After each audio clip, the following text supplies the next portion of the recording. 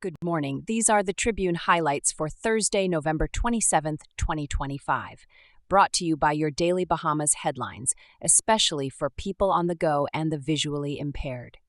Please remember to like, share, and follow our YouTube, Facebook, and WhatsApp channels at your Daily Bahamas headlines. Sarkis vindicated in settlement with CCA.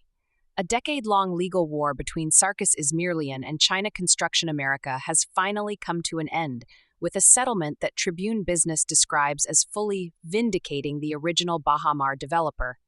Court documents show that the settlement recognizes Ismailian's position in the long-running $1.6 billion damages claim, which stemmed from allegations that CCA's actions derailed Bahamar's original completion. The parties reached the agreement ahead of a New Jersey bankruptcy court hearing scheduled for December 2nd. The resolution also removes the immediate threat that Nassau's downtown hotels could be placed into wind-up proceedings, protecting the properties that once formed part of the Bahamar dispute.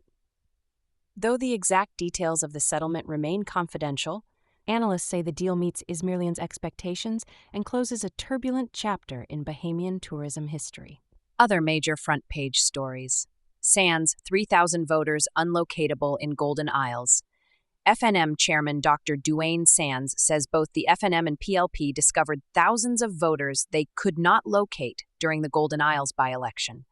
He says the register is outdated by as much as 15 years, and that the number of unfindable voters is far more than 3,000. Sands says the National Register must be urgently cleaned up before the general election. Unions slam pay rise as crumbs, some workers get nothing. Public sector unions say the government's latest salary bump is disappointing and unfair, with some civil servants receiving only $150 or $200 and others receiving nothing. But President Belinda Wilson and BPSU President Kimsley Ferguson say members are frustrated and considering industrial action. Workers in finance, accounting, and frontline operations are also complaining that the increases vary widely and lack transparency. New Providence parades get $500,000 boost. CALIC named official sponsor. The Ministry of Youth, Sports and Culture has signed a multi-year partnership making CALIC the official sponsor of Junkanoo through 2029. The $500,000 commitment will support Boxing Day and New Year's parades, youth programs, and festival-related events. Officials say this is the largest corporate sponsorship Junkanoo has seen in years. Teachers urged to prepare for industrial action. Following what unions describe as a disappointing salary adjustment, teachers are being advised to brace for potential industrial activity. Some workers received no payment at all this week, despite promises of retroactive adjustments. FNM chairman warns outdated voters register undermines democracy. Dr. Sands says a voter register that is not updated to reflect real residency patterns is dangerous to democracy. He argues the Davis administration has failed to modernize the register and that the Golden Isles results clearly highlight the problem. Parliamentary commissioner baffled as results confirm 4,000 voters stayed home. Harrison Thompson says turnout in Golden Isles was only 3,884 voters, despite 7,926 people being registered. He believes the unusually low participation may reflect growing voter apathy ahead of the 2026 general election. Court hears testimony of vehicles linked to proceeds of crime in Adrian Gibson trial. Police officers testified about several cars allegedly tied to unlawful activity in the trial of former Water and Sewerage Corporation Executive Chairman Adrian Gibson. Vehicles seized during the investigation include a Toyota, a blue Mazda, and others connected to Gibson and Associates. Man fatally stabbed by roommate during confrontation. A 25-year-old man was stabbed during an argument with his roommate in southern New Providence, becoming the country's latest murder victim. Police say the men were arguing over an unpaid rent issue. The victim was stabbed in the torso and died at the scene. Healthcare and social issues. Editorial: The crisis in our healthcare system. A call for urgent action. The Tribune editorial warns that the health system is dangerously overstretched. It argues that Bahamian healthcare suffers from chronic underinvestment, staffing shortages, and outdated facilities. The editorial calls for long-term planning, emergency care improvements, mental health support, and national commitment to modernizing the system. Union pushback against PA's plan to replace ID badges with fingerprint login. Healthcare unions oppose the Public Hospitals Authority's proposal to require fingerprint attendance and access verification.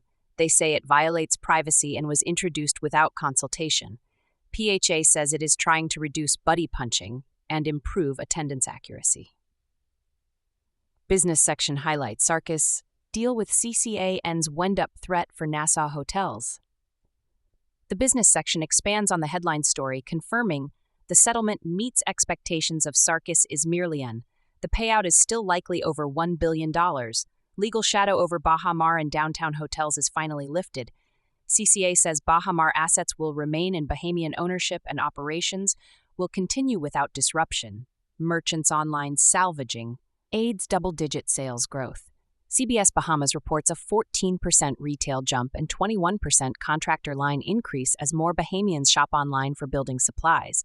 Contractor demand remains strong due to ongoing construction and renovation projects. Restaurant chains costs jump from 37% to 60% of revenue. A fast-growing Bahamian restaurant group says inflation, freight charges, and food imports have pushed operating costs to nearly 60% of revenue. Despite this, the company continues to expand cautiously. Airport hotel developer to be selected early 2026. Linden Pindling International Airport is planning the selection of an on-site airport hotel developer during the first quarter of 2026. The project aims to satisfy increasing demand from both domestic and international travelers. Porter Airlines launches new Nassau route amid Canadian tourism surge. Porter Airlines officially started service to Nassau as Canadian arrivals are up 65% over last year. Flights from Toronto and Ottawa will offer breezier Caribbean access with upgraded passenger experience.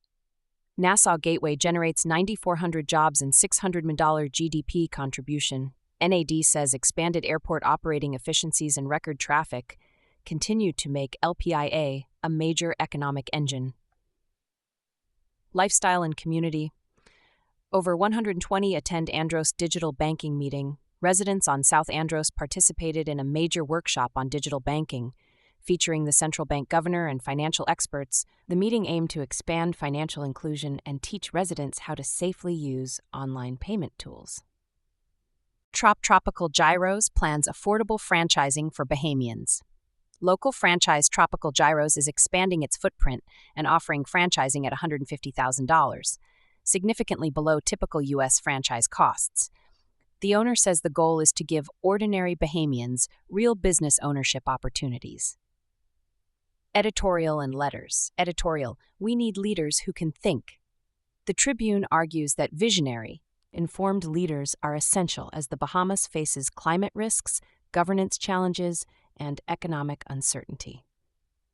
Number of registered voters incorrect. A reader says the Golden Isles Register overstated the true number of eligible voters. Nonsense. Critical thinker. A reader from Grand Bahama urges leadership rooted in empathy, intelligence, and long-term planning. Today in Bahamian history. November 27th, 1966, the Bahamas formally opened its first major container shipping facility at Nassau Harbor, ushering in a modern era of maritime logistics and transforming the country's role in regional trade. The project later became a key precursor to the port infrastructure we rely on today. You've been listening to the Tribune Highlights, brought to you by your Daily Bahamas headlines for Thursday, November 27th, 2025. Today is not a public holiday in the Bahamas, but many of us will be enjoying Thanksgiving meals and giving thanks for all that God has blessed us with. Enjoy your day, be blessed, and be a blessing.